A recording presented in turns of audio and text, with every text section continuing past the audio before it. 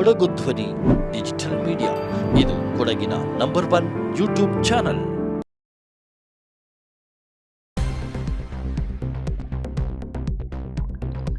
ಭಾರತೀಯ red cross society Kodagu branch ವತಿಯಿಂದ ನೂತನ ಘಟಕ ಆರಂಭ. ಪೊನ್ನಂಪೇಟೆ ತಾಲೂಕು ಘಟಕ ಆರಂಭಿಸಿದ ಜಿಲ್ಲಾ ರೆಡ್ ಕ್ರಾಸ್ ಸಂಸ್ಥೆ. ಪೊನ್ನಂಪೇಟೆ ಸಾಮರ್ಥ್ಯ ಸೌಧದಲ್ಲಿ ಜರುಗಿದ ಕಾರ್ಯಕ್ರಮಕ್ಕೆ ಚಾಲನೆ ನೀಡಿದ ಕ್ಷೇತ್ರದ ಶಾಸಕ ಎಎಸ್ ಪೊನ್ನಣ್ಣ. ಪೊನ್ನಂಪೇಟೆ ತಾಲೂಕು ಸಭಾಪತಿಯಾಗಿ ಆಯ್ಕೆಗೊಂಡ ಬಿಎನ್ ಪ್ರಕಾಶ್. ಗೋಡಿಕೊಪ್ಪ ಗ್ರಾಮ ಪಂಚಾಯಿತಿ ಸದಸ್ಯರಾಗಿ ಹಲವು ಸಂಘ ಸಂಸ್ಥೆಗಳಲ್ಲಿ ಸಕ್ರಿಯವಾಗಿರುವ ಬಿಎನ್ ಪ್ರಕಾಶ್. ಜಿಲ್ಲಾ ಕೇಂದ್ರದ ಸಭಾಪತಿಗಳಾದ ಬಿಕೆ ರವೀಂದ್ರ ರೈ ಅಧ್ಯಕ್ಷತೆಯಲ್ಲಿ ಜರುಗಿದ ಕಾರ್ಯಕ್ರಮ. ಪೊನ್ನಂಪೇಟೆ ಪಟ್ಟಣ ತಾಲೂಕು ತಹಶೀಲ್ದಾರ್ ಮೋಹನ್ ಕುಮಾರ್, ರೆಡ್ ಕ್ರಾಸ್ ಸಂಸ್ಥೆಯ ಜಿಲ್ಲಾ ಕಾರ್ಯದರ್ಶಿ ಎಂ ಧನಂಜಯ್ ಪಾಲ್ಗೊಳ್ಳುವಿಕೆ. ಸಭೆಯಲ್ಲಿ ವೈದ್ಯರಾದ ಡಾಕ್ಟರ್ ಅಮೃತ್ ನಾಣಯ್ಯ ಸೇರಿದಂತೆ ಹಲವು ಸಂಘ ಸಂಸ್ಥೆಯ ಮುಖಂಡರ ಪಾಲ್ಗೊಳ್ಳುವಿಕೆ.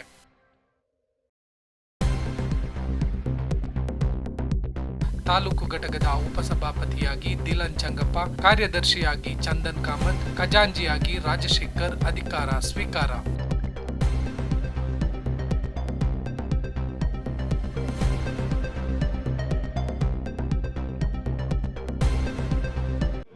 ವಂದನೆಗಳು.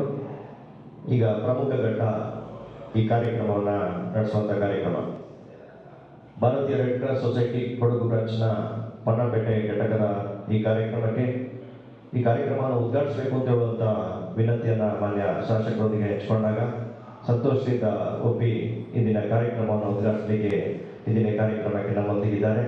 ಅವರನ್ನು ರೆಡ್ ಕ್ರಾಸ್ ಜಿಲ್ಲಾ ಸಮಿತಿಯ ವತಿಯಿಂದ ಈ ಕಾರ್ಯಕ್ರಮಕ್ಕೆ ನಿಮ್ಮೊಂದಿಗೆ ನಾವಿದ್ದೀವಿ, ನಮ್ಮ ಎಲ್ಲ ರೀತಿಯ ಸಹಕಾರ ಇದೆ ಅಂತ ಹೇಳುವಂಥ ವಿನಂತಿಯೊಂದಿಗೆ ಅವರು ಸಹ ಈ ಸಂಸ್ಥೆಯ ಸದಸ್ಯತ್ವವನ್ನು ಪಡೆದುಕೊಂಡು ಇವತ್ತಿನ ಕಾರ್ಯಕ್ರಮಕ್ಕೆ ಅವರು ಆಗಮಿಸಿದ್ದಾರೆ. ಅವರಿಗೂ ಸಹ ತುಂಬುವುದಿಲ್ಲ ಸ್ವಾಗತವನ್ನು ಬಯಸ್ತೀವಿ. ಅಮೃತರವರು ಅಮೃತಾಣಿಯವರು ಹೇಳಿಸಿಕೊಡ್ಬೇಕಾಗಿ ಗೌರವಾನ್ವಿತ ಈ ಸಂಸ್ಥೆಯ ಅಧ್ಯಕ್ಷರು ತಾಲೂಕು ದಂಡಕಾರಿಯಾದಂಥ ಮಾನ್ಯ ಮೋಹನ್ ಕುಮಾರ್ ಸರ್ ಅವರನ್ನ ತುಂಬುವುದರಿಂದ ವಿನಂತಿಸಿಕೊಳ್ತೀವಿ. ಕೊಡಗು ಜಿಲ್ಲೆಯ ಘಟಕದ ಭಾಗವಾಗಿ ಇವತ್ತು ಪೊನ್ನಂಪೇಟೆಯಲ್ಲಿ ನೂತನವಾದಂಥ ತಾಲೂಕು ಘಟಕ ಸ್ಥಾಪನೆ ಕಾರ್ಯಕ್ರಮ. ಈ ಕಾರ್ಯಕ್ರಮದ ಅಧ್ಯಕ್ಷತೆಯನ್ನು ವಹಿಸಿದ ಅಧ್ಯಕ್ಷರಾದಂಥ ಬಿಕೆ ರವೀಂದ್ರ ರೈ ಅವರು, ಗೌರವಾನ್ವಿತ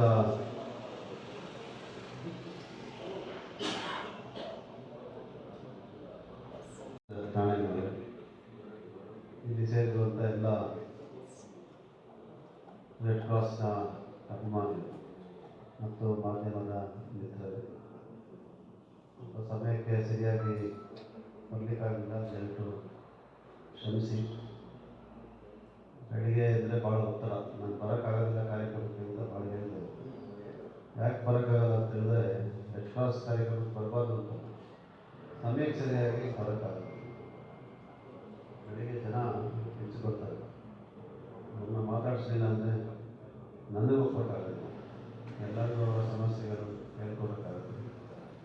ಕೆಲವರು ಸಾರ್ವಜನಿಕ ಸಮಸ್ಯೆಗಳು, ಕೆಲವರು ವೈಯಕ್ತಿಕ ಸಮಸ್ಯೆಗಳು, ನನ್ನ ಸಮಸ್ಯೆಗಳು ಎಲ್ಲವನ್ನು ಬಗೆಹರಿಸಲಿಕ್ಕಾಗಿಲ್ಲ ಅಂದರೂ ಕೂಡ ಅವರಿಗೆ ಮಾತಾಡಿ ಸ್ಪಂದಿಸ್ತಾ ಹೋದರೆ ನನ್ನ ಎಲ್ಲೋ ಕರ್ತವ್ಯದಲ್ಲಿ ನಾನು ವಿಫಲನಾಗ್ತೀನಿ ಅಂತೇಳಿ ಅವರಿಗೆ ಸಮಯ ಕೊಟ್ಟು ಇಲ್ಲಿ ಬರೋಷ್ಟರಲ್ಲಿ ತಡ ಆಯಿತು. ದಯವಿಟ್ಟು ಎಲ್ಲರೂ ಕ್ಷಮಿಸಿ ಅಂತ ತಮ್ಮ ಕ್ಷಮೆಯನ್ನು ಕೇಳ್ತಾರೆ. ರೆಡ್ ಕ್ರಾಸ್ ಸೊಸೈಟಿ ಬಗ್ಗೆ ನಾನೇನು ಹೇಳೋದೇನಿಲ್ಲ, ತಮಗೆಲ್ಲರೂ ತಿಳಿದಂತೆ ಹೆಚ್ಚು ಮಾನವೀಯತೆಯ ಆಧಾರದ ಮೇಲೆ ಸೇವೆಯನ್ನು ಮಾಡ್ತೀವಿ. ರಕ್ತದಾನ ಶ್ರೇಷ್ಠದಾನ ಅಂತ ಹೇಳ್ತಾರೆ. ಅದಕ್ಕೆ ಹಲವಾರು ಮೌಲ್ಯಗಳು ಕೂಡ ಆಗಿದೆ. ನಾವು ಕಾಲ್ಪನಿಕವಾಗಿ ಭಾಳಷ್ಟು ಅಂತರಗಳನ್ನು ಸಮಾಜದಲ್ಲಿ ನಿರ್ಮಾಣ ಮಾಡ್ತೀವಿ. ಜಾತಿ ಆಧಾರದ ಮೇಲೆ, ವರ್ಗದ ಆಧಾರದ ಮೇಲೆ, ಧರ್ಮದ ಆಧಾರದ ಮೇಲೆ. ಆದರೆ ರಕ್ತಕ್ಕೆ ಬಂದಾಗ ಬದುಕಬೇಕಾದ್ರೆ ಯಾರು ರಕ್ತ ಕೊಟ್ಟು ತಗೋಬೇಕು. ಮತ್ತು ರಕ್ತದಲ್ಲಿ ಯಾವುದೇ ಅಂತರ ಇಲ್ಲ. ರಕ್ತದಲ್ಲಿರುವಂಥ ಅಂತರ ಡಾಕ್ಟರ್ ಹೇಳ್ತಾರೆ ವೈಜ್ಞಾನಿಕವಾಗಿದೆ, ಗ್ರೂಪಿಂಗ್, ಬ್ಲಡ್ ಗ್ರೂಪಿಂಗ್. ಅದರಿಂದ ಇದರಿಂದ ನಾವು ಮೌಲ್ಯಾಧಾರಿತವಾಗಿ ನೋಡಿದಾಗ ರೆಡ್ ಕ್ರಾಸ್ ಸೊಸೈಟಿಯ ಮೂಲಕ ಮನುಷ್ಯ ಯಾವ ರೀತಿಯಾಗಿ ಸಮಾಜವನ್ನು ಬೆಳೆಸಬೇಕಾಗಿದೆ ಆ ರೀತಿಯಾಗಿ ಬೆಳೀಲಿ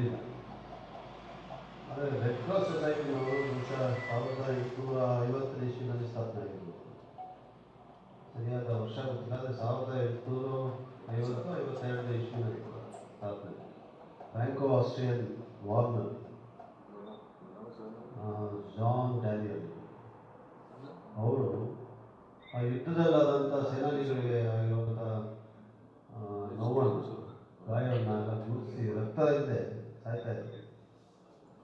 ಅವರು ಅದನ್ನು ಎಲ್ಲ ಕಡೆ ಬರೆದು ಪತ್ರಗಳ ಮೂಲಕ ಈ ರೆಡ್ ಕ್ರಾಸ್ ಸೊಸೈಟಿ ಸ್ಥಾಪನೆ ಒಂದು ವರ್ಷದಲ್ಲಿ ಆಸ್ಟ್ರಿಯಾ, ಫ್ರಾನ್ಸ್ ಅಂಡ್ ಆಸ್ಟ್ರಿಯಾ ಈಗ ಅಲ್ಲಿಂದ ಪ್ರಾರಂಭವಾಯಿತು.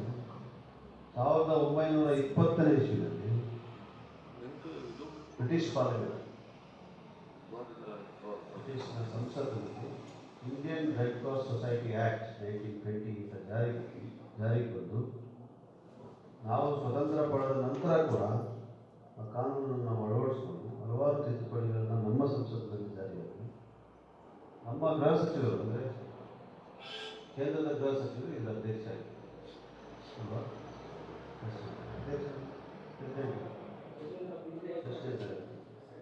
ಹೆಲ್ತ್ ಮಿನಿಸ್ಟರ್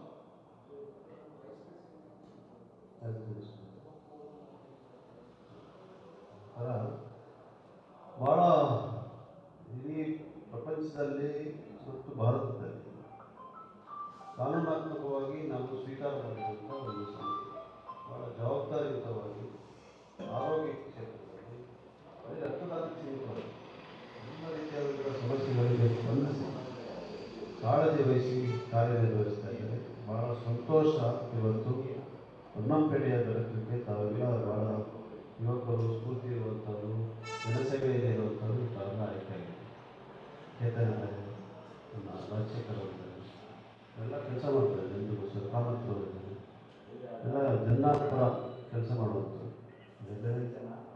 ಪಕ್ಷ ಗಿಕ್ಷೆ ಇರ್ಬೋದು, ಅದೇ ಜನ ಸೇವೆಯಲ್ಲಿರುವಂಥವರು ಇವತ್ತು ತಾವು ರೆಡ್ ಕ್ರಾಸ್ ಜೊತೆ ಕೂಡ ಗುರುತಿಸ್ಕೊಂಡಿದ್ದೀವಿ. ನಮಗೆ ಎಲ್ಲರಿಗೂ ಕೂಡ ಅಭಿನಂದನೆಗಳನ್ನು ಸಲ್ಲಿಸಿ ಈ ರೆಡ್ ಕ್ರಾಸ್ನ ನಿಜವಾದಂಥ ಗುರಿಯನ್ನು ಸಾಧಿಸಲಿಕ್ಕೆ ತಾವೆಲ್ಲ ಕೂಡ ಶ್ರಮಿಸ್ತೀವಿ ಅಂತ ಹೇಳುವಂಥ ಆಶಯವನ್ನು ವ್ಯಕ್ತಪಡಿಸಿ ಇಲ್ಲಿ ಸೇರಿ ಈ ಒಂದು ಸಂಸ್ಥೆಗೆ ಇದರಲ್ಲೇನು ಸ್ವಾರ್ಥ ಇಲ್ಲ, ಲಾಭ ಬೇಕು ಅದಕ್ಕೆ ಕೊಡೋದು ಮುಂದೆ ಯಾವತ್ತೂ ಮಾಹಿತಿ. ಅದರಿಂದ ಅದಕ್ಕೆ ತಾವು ಸಮಯವನ್ನು ಮೀಸಲಿ ತಾವೆಲ್ಲ ಬಂದಿದ್ದೀರಿ. ನಮಗೆಲ್ಲರಿಗೂ ರೆಡ್ ಕ್ರಾಸ್ ಸೊಸೈಟಿ ಕೂಡ ಧನ್ಯವಾದಗಳನ್ನು ಹೇಳ್ತೀನಿ. ಜವಾಬ್ದಾರಿ ವಹಿಸಿಕೊಂಡು ಕೆಲಸ ಮಾಡ್ತಾ ಇರುವಂಥ ಎಲ್ಲ ಕೂಡ ಧನ್ಯವಾದಗಳು ಹೇಳಿ, ಈ ಒಂದು ಸಂಸ್ಥೆಯ ನೈಜವಾದಂಥ ಸಿದ್ಧಾಂತ ಏನಿದೆ ಅದನ್ನು ಪೂರೈಸಲಿಕ್ಕೆ ತಾವೆಲ್ಲ ಶ್ರಮಿಸಿ ಅಂತ ನಮ್ಮಲ್ಲಿ ಮನವಿಯನ್ನು ಮಾಡಿ ಆಶಯವನ್ನು ವ್ಯಕ್ತಪಡಿಸಿ ಎಲ್ಲರಿಗೂ ವಂದಿಸಿ ಅಭಿನಂದಿಸಿ ಎಲ್ಲರಿಗೂ ನಮಸ್ಕರಿಸಿ ನನ್ನ ಮಾತನ್ನು ಮುಗಿಸ್ತೇನೆ. ಅಮೃತನಾರಾಯಣವರು ಕೂಡ ಎಲ್ಲ ಸಮಾಜಮುಖಿ ಕಾರ್ಯಕ್ರಮಗಳಲ್ಲಿ ಭಾಗವಹಿಸಿ ಡಾಕ್ಟರ್ಗಳು ಲಾಯರ್ಸರು ಅವ್ರು ಬರೀ ಫೀಸ್ ಬಂದಾಗ ಮಾತಾಡ್ತಾರೆ. ಅದಕ್ಕೆ ನಾನು ಲಾಯರ್ ಸರ್ ಖುಷಿ. ಅದಕ್ಕೆ ಅಮೃತನಾರಾಯಣವ್ರು ಬಿಡೋಕ್ಕಾಗತ್ತೆ, ಬಿಟ್ಟರೆ ರಾಜಕೀಯ ಕೊಡೋದು. ಆದರೆ ಡಾಕ್ಟರ್ ಆಗಿ ಭಾಳ ಒಳ್ಳೆಯ ಕೆಲಸ ಮಾಡ್ತಾರೆ. ಇವತ್ತು ವೃದ್ಧರಿಗೆ ಟ್ರೀಟ್ಮೆಂಟ್ ಕೊಡುವಂಥದ್ದು ವರ್ಷ ಹುಡುಗರು ನಿಮ್ಮ ಉದ್ದೇಶ ಇರ್ಬೋದು.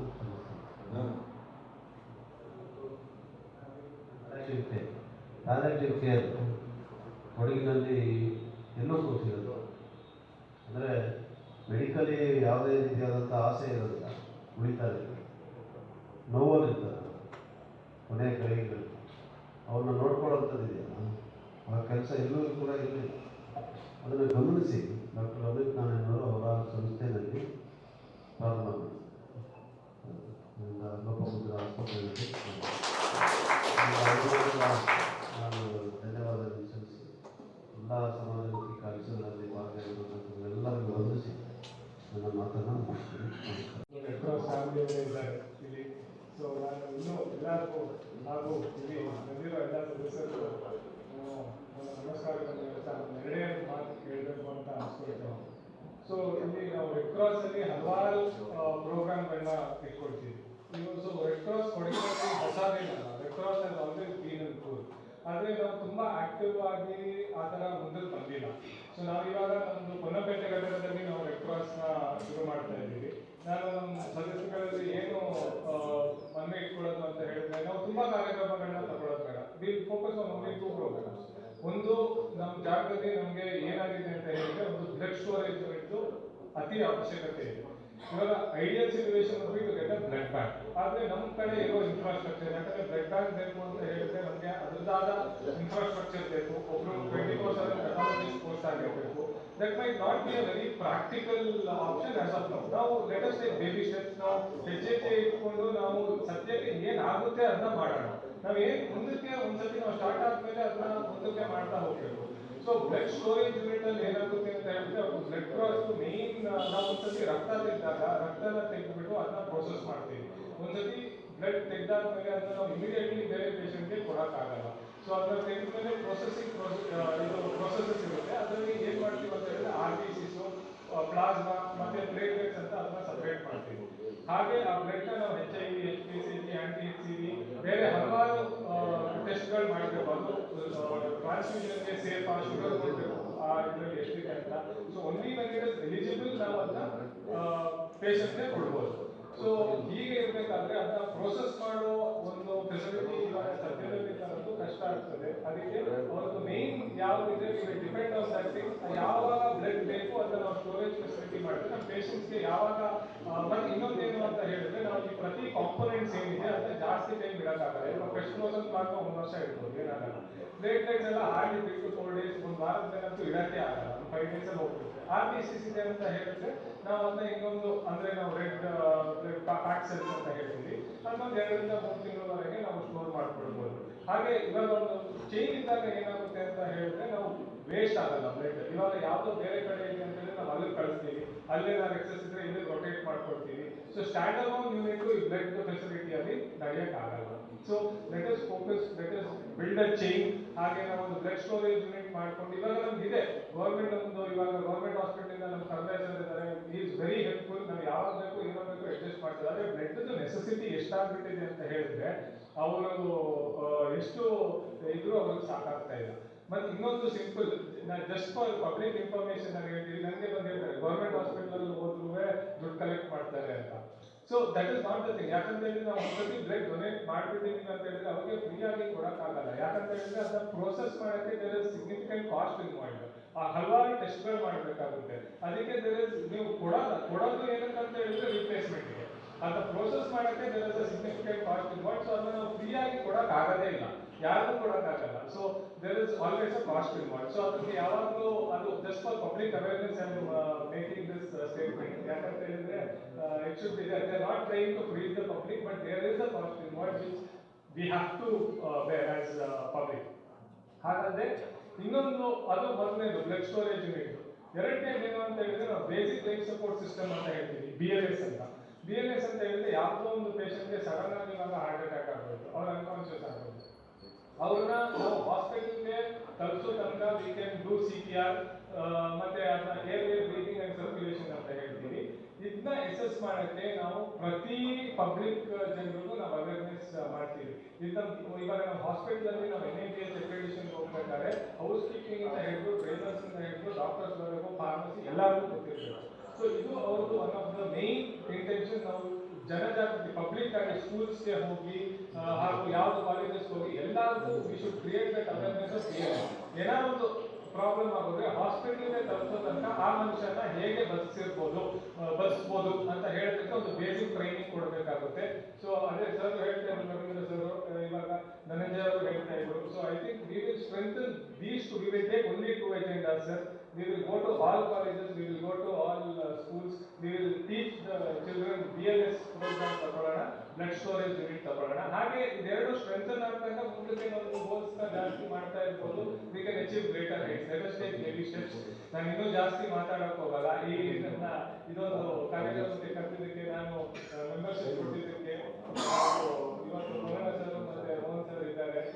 ಸೊ ಅವ್ರಿಗೆ ನಮ್ಮ ಇದು ಬ್ಲಡ್ ಸ್ಟೋರೇಜ್ ಯೂನಿಟ್ಗೆ ಅವ್ರ ಕಡೆಯಿಂದ ಏನೇನು ಆಗುತ್ತೆ ನಮಗೆ ಸಪೋರ್ಟ್ ಕೊಡಬೇಕು ಅಂತ ಒಂದು ವಿನಂತಿನ ಇಟ್ಕೊಳ್ತಾ ಇವತ್ತು ಪೊನ್ನಂಪೇಟೆ ತಾಲೂಕು, ಈ ಪೊನ್ನಂಪೇಟೆ ತಾಲೂಕು ಘಟಕವನ್ನು ಉದ್ಘಾಟಿಸಿ ಮಾತನಾಡಿದಂಥ ನಮ್ಮ ಮಾನ್ಯ ಶಾಸಕರಾದಂಥ ಪೊನ್ನಣ್ಣನವರು, ಯಾಕೆಂದರೆ ರೆಡ್ ಕ್ರಾಸ್ ಬಗ್ಗೆ ಹೆಚ್ಚಿನ ಮಾಹಿತಿ ಕೂಡ ಹೇಳಿದ್ದಾರೆ, ಹೇಗೆ ಯಾವ ರೀತಿಯಲ್ಲಿ ರೆಡ್ ಕ್ರಾಸ್ ಕೆಲಸ ಮಾಡ್ತಾ ಇದೆ ಅಂತ.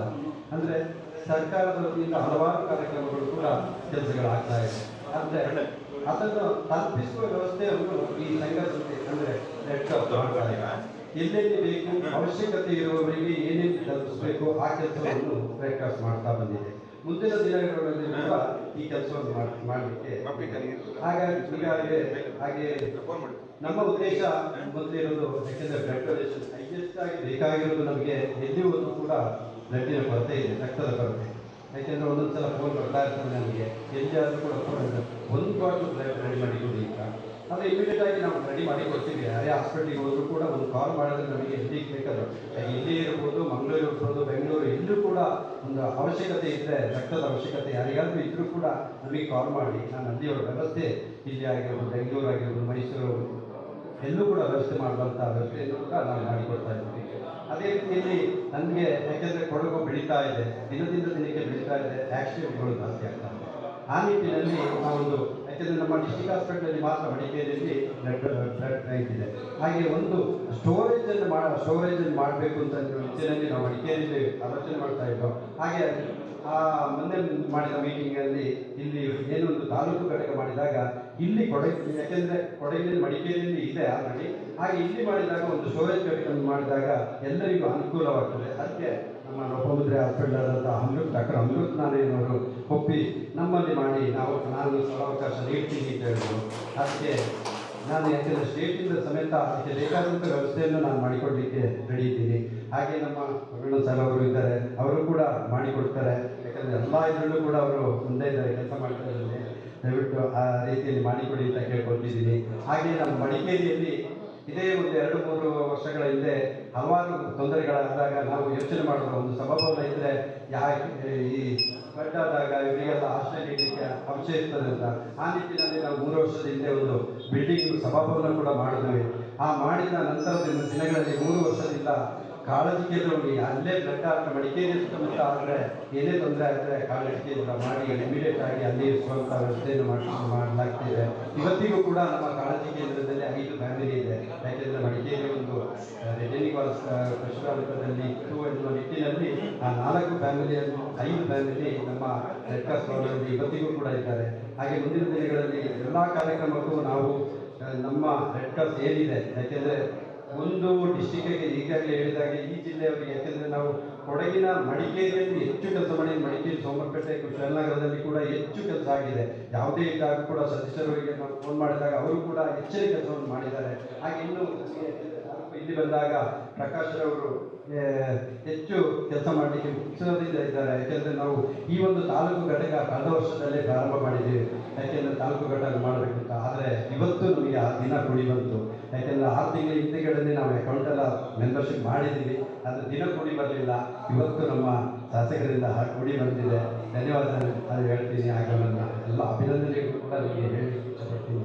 ಮುಂದಿನ ದಿನಗಳಲ್ಲಿ ಈ ಪೊನ್ನಂಪೇಟೆ ಘಟಕ ಹೆಚ್ಚಿನ ಕೆಲಸವನ್ನು ಮಾಡುತ್ತದೆ ಅಂತ ಎನ್ನುವ ನಿಟ್ಟಿನಲ್ಲಿ ನಾನು ಕೂಡ ಇದ್ದೀನಿ. ಯಾಕೆಂದರೆ ಈಗಿನ ಸದಸ್ಯರು ಕೂಡ ಎಲ್ಲ ಈಗ ಏನು ಅಧಿಕಾರವನ್ನು ತೆಗೆದುಕೊಂಡಿದ್ದ ನಮ್ಮ ಪ್ರಕಾಶ್ ಅವರು, ಹಾಗೆ ಉಪಸಭಾಪತಿಯಾಗಿ ನಿರಂಜನವರು ಇರ್ಬೋದು, ಕಾರ್ಯದರ್ಶಿ ಎಲ್ಲರೂ ಕೂಡ ಸೇರಿ ಒಂದು, ಯಾಕೆಂದರೆ 3 ತಿಂಗಳಿಗೆ ಒಂದ್ಸಲ ಮೀಟಿಂಗ್ ಮಾಡಲೇಬೇಕಾಗ್ತದೆ. ಆ ನಂತರ ಮೀಟಿಂಗ್ ಮಾಡಿ ನಂತರ ದಿನಗಳಲ್ಲಿ ಇಲ್ಲಿಗೆ ಏನು ಅವಶ್ಯಕತೆ ಇದೆ ಆ ಕೆಲಸವನ್ನು ಮಾಡಿ, ನಿಮಗೆ ಬೇಕಾದಂಥ ಕಿಟ್ಗಳು ಏನೇ ಬಂದರೂ ಅವಶ್ಯಕತೆ ಇದ್ದಲ್ಲಿ ನಾವು ಅದನ್ನ ವ್ಯವಸ್ಥೆ ಮಾಡ್ತೀವಿ, ತಲುಪಿಸುವಂಥ ವ್ಯವಸ್ಥೆ ಮಾಡ್ತೀವಿ.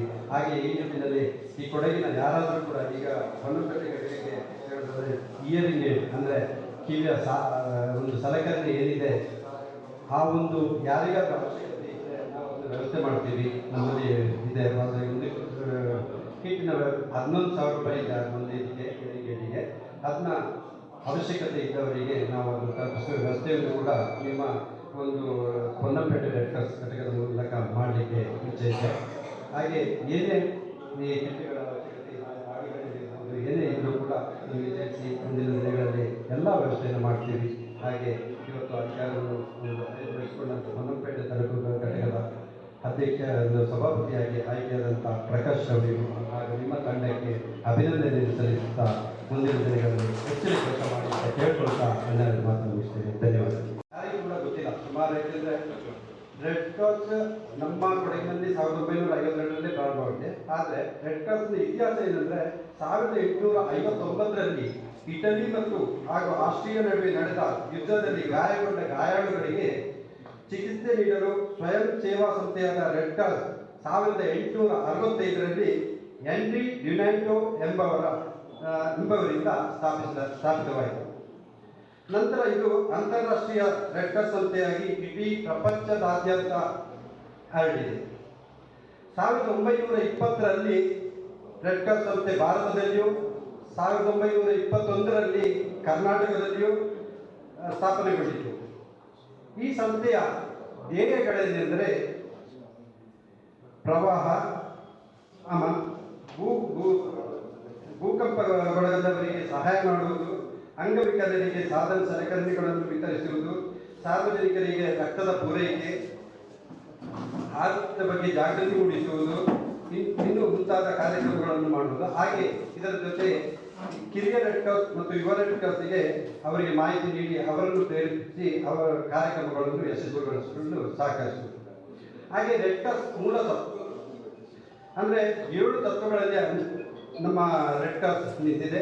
ಅಂದರೆ ಮಾನವೀಯತೆ, ನಿಷ್ಪಕ್ಷಪಾತ, ತಟಸ್ಥತೆ, ಸ್ವಾತಂತ್ರ್ಯ, ಸ್ವಯಂ ಪ್ರೇರಣೆ, ಏಕತೆ, ವಿಶ್ವವ್ಯಾಪಕತ್ವ. ಹೀಗೆ ನಮ್ಮ ಕೊಡಗಿನಲ್ಲೂ ಕೂಡ 1952ರಲ್ಲಿ ರೆಡ್ ಕ್ರಾಸ್ ಪ್ರಾರಂಭವಾಯಿತು. ಆದರೆ ತದನಂತರ ಅದರ ಮೊದಲಿಗೆ ಎಲ್ಲ ಸರ್ಕಾರಿ ಅಧಿಕಾರಿಗಳೇ ಇದರಲ್ಲಿ ಇದ್ದರು. ಹಾಗಾಗಿ ನಂತರ ಇದು ರೆಡ್ ಕ್ರಾಸ್ ಎಂದು ಕೊಡಗಿನಲ್ಲಿ ಪ್ರಚಲಿತ ಹೆಚ್ಚಾಗಿ ಬಂದಿದ್ದು 1918ರಲ್ಲಿ ನಮ್ಮ ಕೊಡಗಿನಲ್ಲಿ ಏನು ಭೂಕುಸಿತವಾಯಿತು ಆ ಸಮಯದಲ್ಲಿ ನಮ್ಮ ರೆಡ್ ಕ್ರಾಸ್ ಕೊಡಗಿನಾದ್ಯಂತ ಹೆಚ್ಚು ಕೆಲಸಗಳನ್ನು ಮಾಡಿ ಅಗತ್ಯವಿದ್ದವರಿಗೆ ಸಲಕರಣೆಗಳು ಏನೇನು ಕಿಟ್ಗಳು ಬೇಕಿತ್ತು ಆ ಕಿಟ್ಗಳನ್ನೆಲ್ಲ ನೀಡುವ ವ್ಯವಸ್ಥೆ ನಮ್ಮ ರಾಜ್ಯದಿಂದ ಹಾಗೂ ಅಂತಾರಾಷ್ಟ್ರೀಯ ಸಂಸ್ಥೆಯಿಂದ ಕೂಡ ಬಂದಿತ್ತು. ಅದನ್ನು ವಿತರಿಸಲಾಗಿದೆ ಕೊಡಗಿನಾದ್ಯಂತ.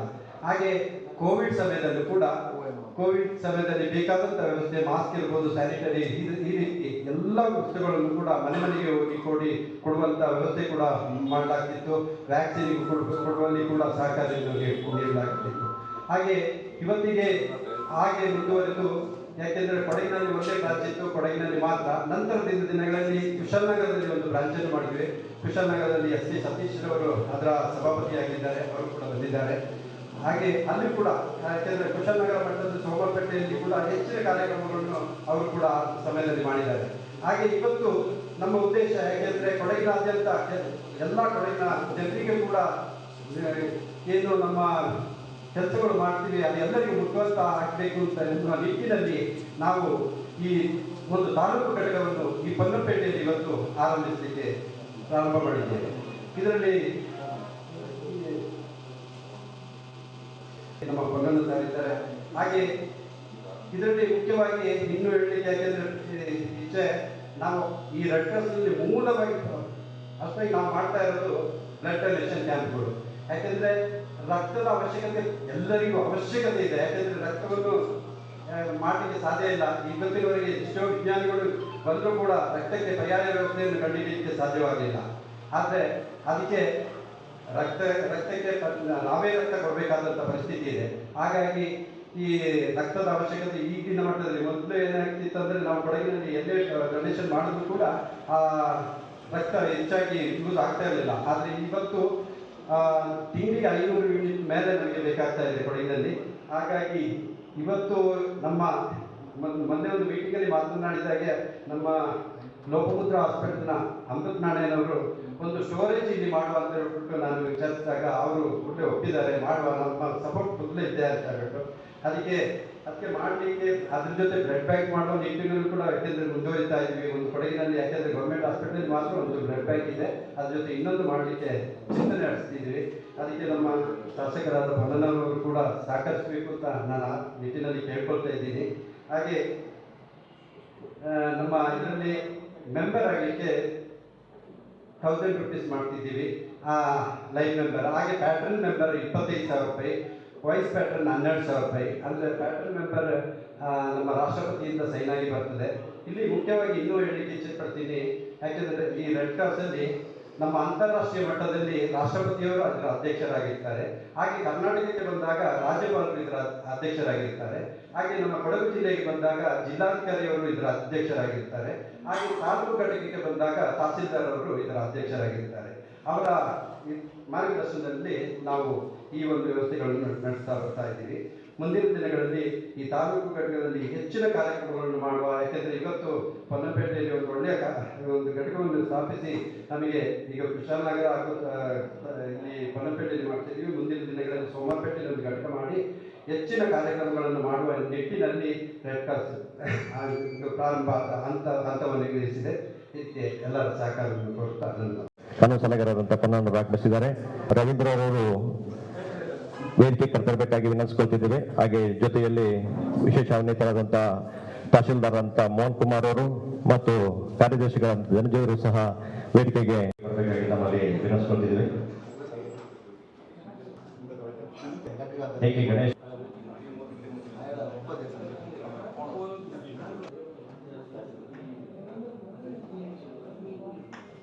ಜಗದೀಶ್ ಜೋಡ್ಪಟ್ಟಿ ಅವರು,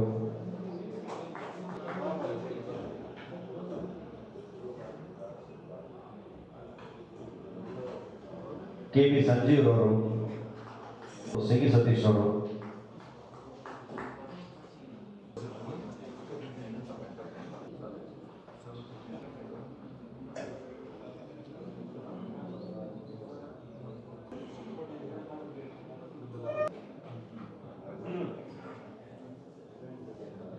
ಬಿ.ಎಂ. ಚೇತನ್ ಅವರು, ಕೆ.ಬಿ. ಅಬ್ದುಲ್ ಜಲೀಲ್ ಅವರು,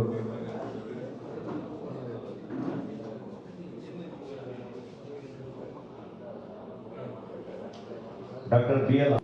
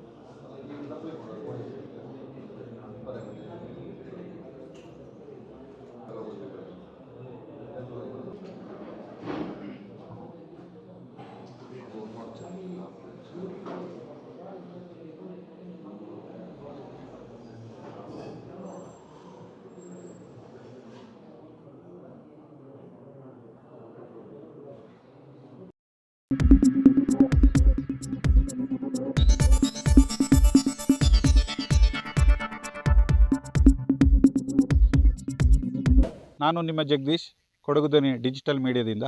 ನಮ್ಮ ಚಾನಲನ್ನು ಸಬ್ಸ್ಕ್ರೈಬ್ ಮಾಡಿ, ಲೈಕ್ ಮಾಡಿ, ಶೇರ್ ಮಾಡಿ.